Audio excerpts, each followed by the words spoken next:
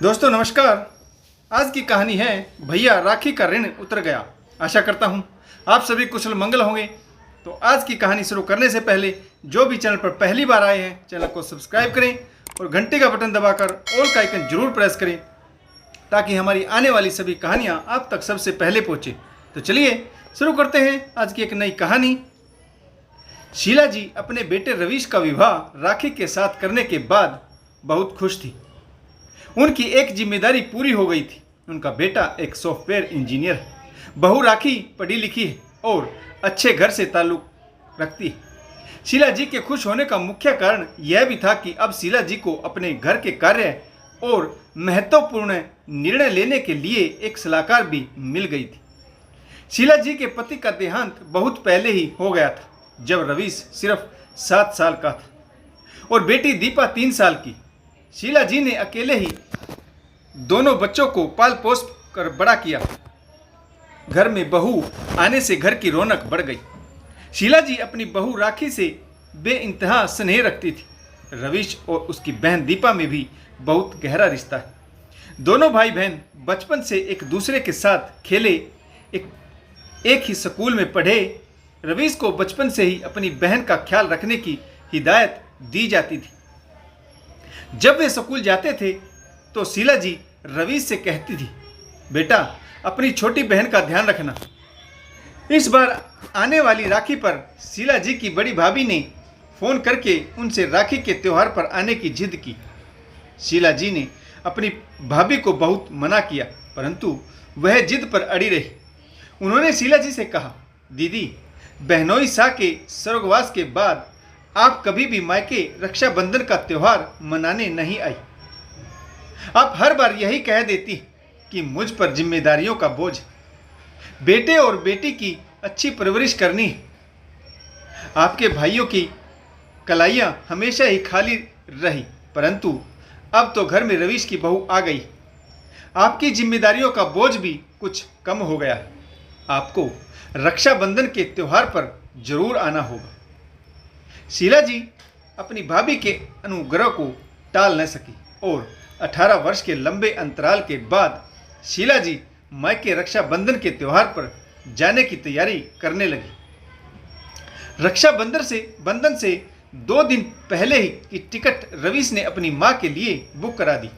शीला जी जिस ट्रेन से जा रही थी वह दुर्भाग्यवश दुर्घटनाग्रस्त हो गई और ट्रेन के 2 डब्बे पटरी से उतर जाने के कारण यात्रियों की भारी संख्या में मृत्यु हुई और बहुत सारे यात्री ऐसे थे जिन्हें गंभीर चोटें आई। जब रवीश और दीपा को इस खबर का पता चला तो वह भी अपनी मां को तलाशने के लिए दुर्घटनाग्रस्त ट्रेन के स्थान पर पहुंचे और अपनी मां की तलाश इस उम्मीद से जारी कर दी कि उनकी मां ठीक हो। परंतु बहुत अधिक तलाश करने के बाद उन्हें पता चला कि उनकी मां को गंभीर हालत में हॉस्पिटल में एडमिट करवाया गया। वह जिंदगी और मौत की जंग लड़ रही। रवीश, दीपा और राखी हॉस्पिटल पहुंचे, जहां पर शीला जी आईसीयू में एडमिट थी। शीला जी के मायके से उनके भाई भाभी भी घटनास्थल पर पहुंचे। 2 दिन बीत गए, परंतु शीला जी की हालत में कोई भी सुधार नहीं था। आज रक्षाबंधन का त्यौहार था। शीला जी की हालत में कुछ सुधार हुआ और अब वे बात करने की हालत में थी। उन्होंने अपने परिजनों से मिलने की इच्छा जाहिर की तो रवीश, राखी और दीपा अपनी मां के पास पहुंचे। शीला जी ने रवीश की खाली कलाई को देखा तो दीपा पर डांट लगाई। आज राखी का त्यौहार है पगली, तुझे कुछ दिखाई नहीं देता? तेरे भाई की कलाई तेरे होते हुए आज के दिन भी खाली। वहीं पर मौजूद एक नर्स ने अपनी जेब से राखी का एक धागा निकाल कर दिया। दीपा ने रवीश की कलाई पर राखी बांधी। शीला जी की आंखें भर आई। शीला जी ने अपने बेटे रवीश से कहा, बेटा बचपन से ही तू अपनी बहन का ध्यान रखता आ रहा है। अब मेरी सांसें मेरा साथ छोड़ रही। तुम्हारी छोटी बहन की जिम्मेदारी अब तुम्हारे कंधों पर छोड़े जा रही। इसकी आंखों में कभी आंसू मत आने देना। इसे कभी ना लगे कि माँ नहीं है तो मायके में इसका कोई नहीं।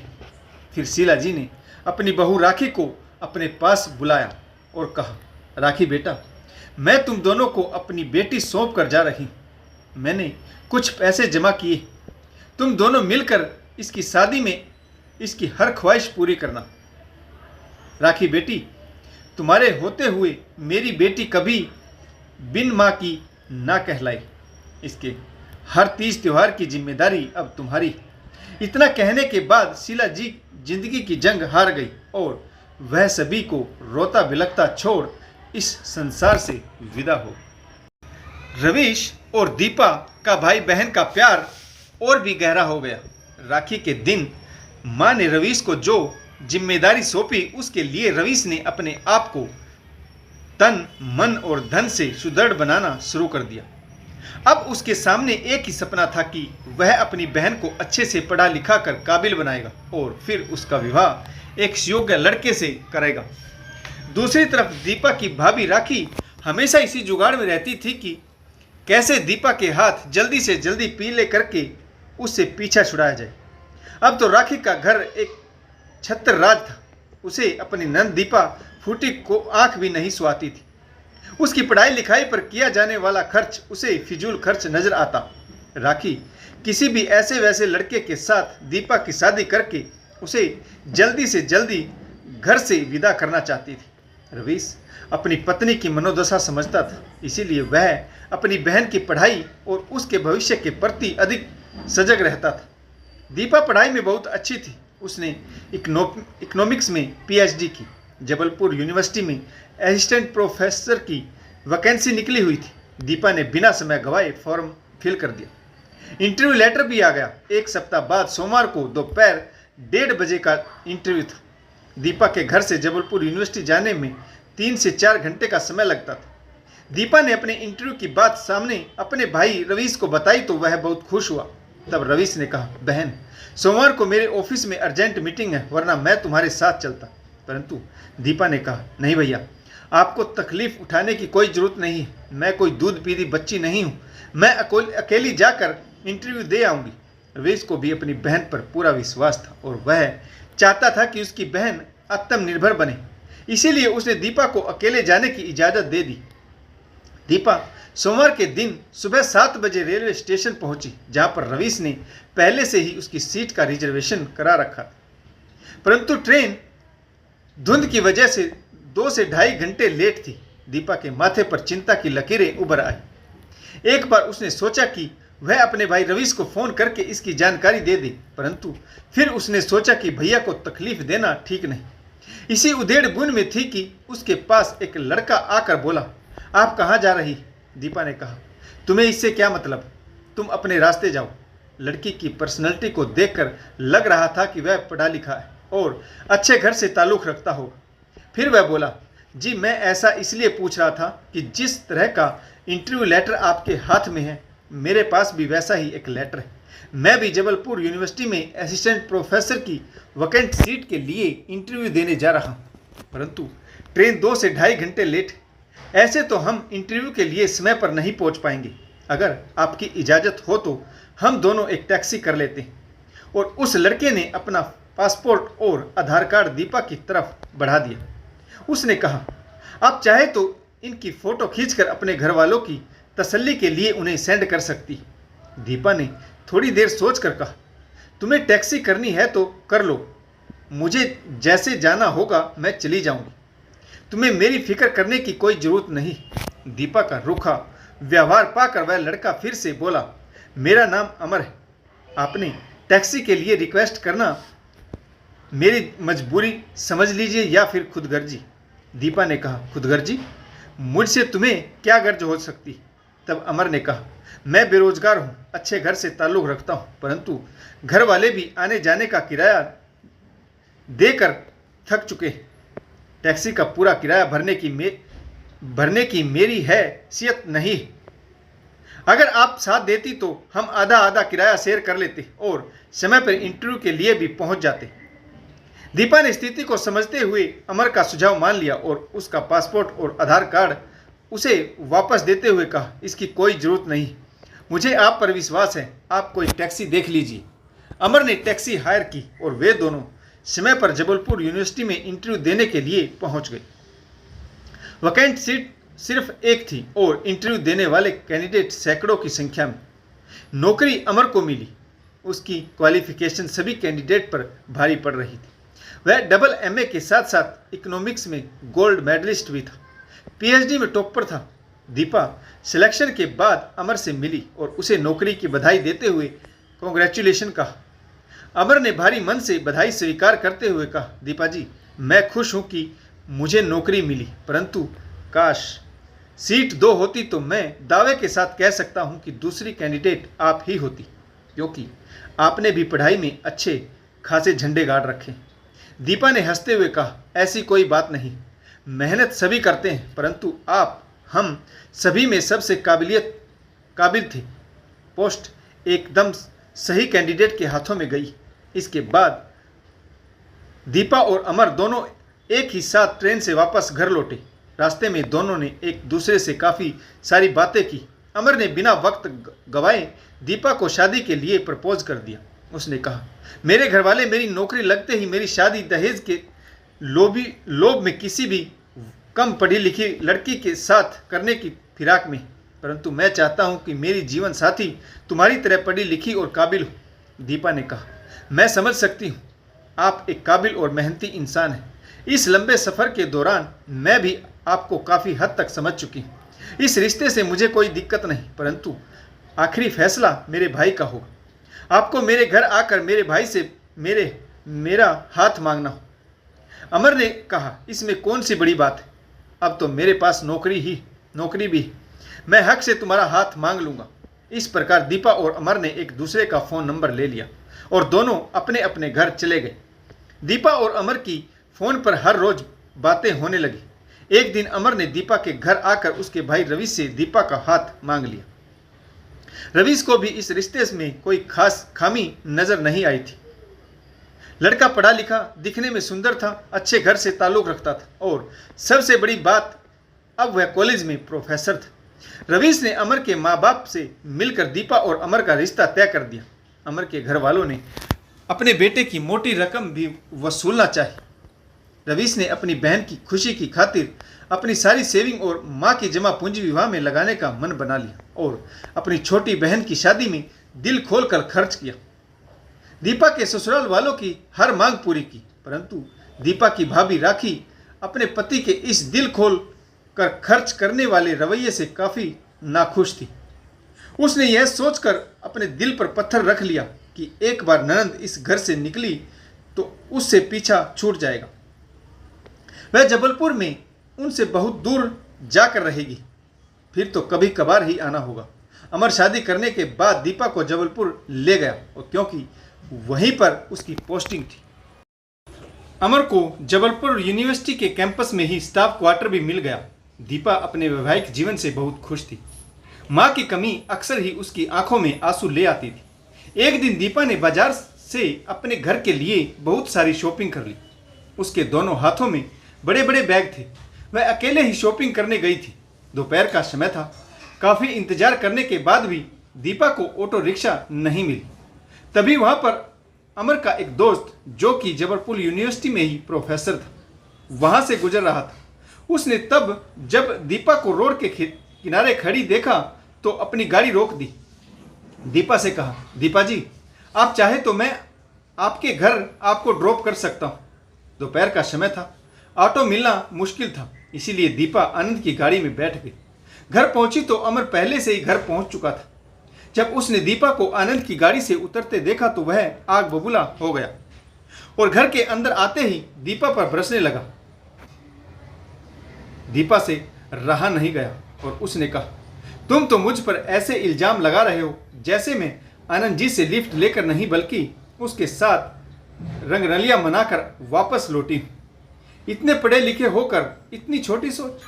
अपने जीवन साथी पर तुम्हें जरा भी भरोसा नहीं। दीपा का इतना कहना कि अमर ने उसे गाल पर एक जोरदार तमाचा जड़ दिया। दीपा की आंखों के सामने अंधेरा छा गया और वह गिर पड़ी। गिरते समय उसका सिर टेबल के कोने से टकरा गया और खून की धार बहने लगी। तभी दीपा के भाई रवीश का फोन आ गया। वह दीपा की आवाज़ सुनकर ही समझ गया कि कुछ तो गड़बड़ जरूर है। उसने दीपा से कहा, दीपू, तुम ठीक तो हो ना? क्या हुआ? दीपा ने कहा, भैया मैं बिल्कुल ठीक हूँ, ऐसा कुछ नहीं, आप परेशान ना हो। रवीश ने कहा, दीपू कुछ तो गड़बड़ है, तुम वीडियो कॉल करो। दीपा जानती थी कि उसका भाई जब उसे ऐसी हालत में देखेगा तो वह परेशान हो जाएगा और बात बहुत अधिक बढ़ जाएगी। इसीलिए उसने कहा, भैया नेटवर्क खराब है, इसीलिए वीडियो कॉल नहीं हो सकती। दीपा ने 2-3 बार हेलो हेलो करके फ़ोन काट दिया और फिर अपना फ़ोन स्विच ऑफ कर दिया। रवीश का मन घबरा रहा था। वह समझ चुका था कि कुछ तो गड़बड़ जरूर है। इसीलिए अगले ही दिन ट्रेन से वह अपनी बहन दीपा के घर पहुंचा। बहन के माथे पर पट्टी, सूजन और लाल आंखें जैसे दीपा रात भर रोई हो को देखकर रवीश बेचैन हो गए। अपने भाई रवीश को देखकर दीपा भी अपने आप पर काबू न रख सकी और उसके सीने से लगकर रोने लगी। इसके बाद दीपा ने पहले दिन की सारी घटना रवीश को बता दी।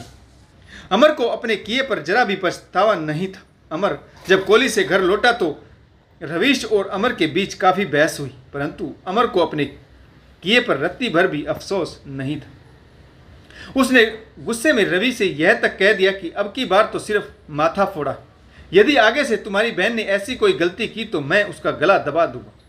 रवीश को भी गुस्सा आ गया। उसने दीपा से कहा, दीपू अब तुम्हें इस घर में एक पल भी नहीं रुकना। मैं तुम्हें यहाँ पर छोड़कर नहीं जाऊंगा। यह इंसान नहीं जानवर है। इतना पढ़ा लिखा होकर भी जो अपने जीवन साथी पर जरा भी भरोसा ना करे, ऐसे शक्की इंसान के साथ रहना जिंदगी को खतरे में डालना है। और मैं तुम्हारी जान के साथ कोई समझौता नहीं करना चाहता। न तो अमर अपनी गलती मानने को तैयार था और न ही रवीश अपनी बहन को ऐसी स्थिति में वहाँ छोड़ने के लिए तैयार था। इसीलिए दीपा कुछ दिनों के लिए अपने भाई के साथ मायके आ गई। उसने सोचा कि अमर को जब अपने किया पर पछतावा होगा तब वह उसे लेने आ जाएगा, परंतु वह दिन कभी नहीं आया। आए तो तलाक के कागज। दीपा भी पढ़ी लिखी और समझदार लड़की थी। उसने अपने आत्म सम्मान के साथ समझौता करना उचित नहीं समझा और तलाक के कागजात पर साइन करके अमर को वापस भिजवा दी। अब दीपा की भाभी को उसकी मौजूदगी खलने लगी। पहले तो यह उम्मीद थी कि अमर उसे ले जाएगा, परंतु तलाक के बाद तो वह भी खत्म हो गई। रक्षाबंधन का त्यौहार नज़दीक था। दीपा अपने भाई के लिए बाजार से एक खूबसूरत राखी खरीद लाई। रक्षाबंधन के दिन दीपा अपने भाई को राखी बांधने लगी तो उसकी भाभी ने दीपा के हाथों में से लेकर राखी फेंक दी और मिठाई का डब्बा भी बाहर फेंकते हुए कहने लगी, तुम हमारा पीछा कब छोड़ोगी? तुम्हारे भाई ने अपनी सारी जमा पूंजी तुम्हारी शादी में लगा दी, अब और कितना लूटेगी हमें? मैंने तो सोचा था कि शादी हो गई और पिंड छूट गया, परंतु तुम फिर वापस आकर बैठ गई। न जाने तुम्हारे पति ने तुम में ऐसी क्या खराबी देखी कि सीधे तलाक के कागज ही भिजवा दी। बहुत हुआ तुम्हारा नाटक, मेरे घर से निकल जाओ। अपनी भाभी का ऐसा रूप देखकर दीपा की आंखों में आंसू आ गए। रवीश ने अपनी पत्नी को चेताया, मेरी बहन से इस तरह बात करने की तुम्हारी हिम्मत कैसे हुई? इस घर पर उसका भी उतना ही अधिकार है जितना कि मेरा। दीपा की भाभी ने कहा, आज फैसला हो ही जाए, इस घर में मैं या तो यह रहेगी या फिर मैं। रवीश अपनी पत्नी के इस फैसले के आगे कमजोर पड़ गया, क्योंकि वह गर्भवती भी थी। वह अपने बच्चों के साथ कोई भी समझौता करना नहीं चाहता था। उसकी आंखें भर आई। एक तरफ बहन थी तो दूसरी तरफ पत्नी और उसका बच्चा। रवीश ने समझा बुझाकर अपनी पत्नी को इस बात के लिए मना लिया कि दीपा कल सुबह यहाँ से चली जाएगी और अगले दिन से वह ही रवीश ने दीपा के लिए रहने का बंदोबस्त करते हुए एक फ्लैट खरीदने की कार्रवाई शुरू कर दी। उसने एक सोसाइटी में दीपा के लिए एक फ्लैट खरीद दिया जिसमें दीपा रहने लगी। रवीश ने भाई होने का फर्ज अदा किया। दीपा फ्लैट में अकेली रहती थी। उसने दोबारा से पढ़ाई की तरफ अपना रुख मोड़ लिया और वह जी तोड़ मेहनत करने लगी। सामने के फ्लैट में एक बुजुर्ग आंटी रहती थी जिससे दीपा की अच्छी बनती थी। दीपा के पास उसका भाई रवीश भी आता जाता रहता था। दीपा की मेहनत रंग लाई और उसका सिलेक्शन देहरादून की कॉलेज में प्रोफेसर के पद पर हो गया। अगले दिन दीपा को अपनी ड्यूटी ज्वाइन करनी थी, इसीलिए उसने अपने भाई के नाम एक पत्र लिखा, भैया राखी का ऋण पूर्ण हो गया। आपने मेरे लिए बहुत कष्ट सहे। मैं जानती हूँ जब राखी के दिन भाभी ने मुझे घर से धक्के मारकर बाहर निकाला था तो आपकी आंखें नम थी। आपकी भी अपनी गृहस्थी में आत्मनिर्भर हो गई। मेरा सिलेक्शन प्रोफेसर के पद पर हो गया है, अतः आप मेरी फिक्र ना करें। दीपा ने अपने देहरादून के सिलेक्शन के बारे में अपने भाई को भी नहीं बताया था। मुझे ढूंढने का प्रयास ना करें, मैं अपनी ज़िंदगी खुशी से बिताऊंगी। मैं आत्मनिर्भर हूँ, आप मेरे लिए परेशान ना हो। मैं आपके लिए हर साल राखी भेजूंगी, आप उसे अपनी कलाई पर बांध लेना। उनमें मेरी ढेरों दुआएं होंगी। मैं आपके और आपके परिवार की खुशी की भगवान से हमेशा दुआ मांगूंगी। अगले जन्म में भी आप ही मेरे भाई बनना। अपनी बहन, आपकी बहन दीपा। दीपा ने यह लेटर अपने भाई के नाम टेबल पर छोड़ दिया और फ्लैट पर ताला लगाकर उसकी चाबी सामने वाली आंटी को देते हुए कहा, मेरे भैया आए तो उन्हें यह चाबी दे देना। मैं हमेशा के लिए जा रही। मेरा सिलेक्शन प्रोफेसर के पद पर हो गया, अब मैं आत्मनिर्भर हूँ। सामने वाली बुजुर्ग आंटी दीपा की मजबूरी समझती थी। उन्होंने कहा, बेटी संभल कर जाना, जमाना बहुत खराब है। दीपा हमेशा के लिए अपने भाई और उसके परिवार से दूर चली गई, परंतु हमेशा एक बेनाम राखी अपने भाई के लिए जरूर भेजती। तो दोस्तों, आपको यह कहानी कैसी लगी कमेंट्स करके ज़रूर बताइएगा। आशा करता हूँ आपको कहानी ज़रूर पसंद आई होगी। अगर आपको हमारी कहानियाँ अच्छी लगें तो लाइक, शेयर और कमेंट्स करना बिल्कुल ना भूलें, ताकि हमारा हौसला बढ़ता रहे। तो कहानी पढ़ने के लिए आप सभी का बहुत बहुत धन्यवाद। जय हिंद, वंदे मातरम, भारत माता की जय और जय जवान जय किसान।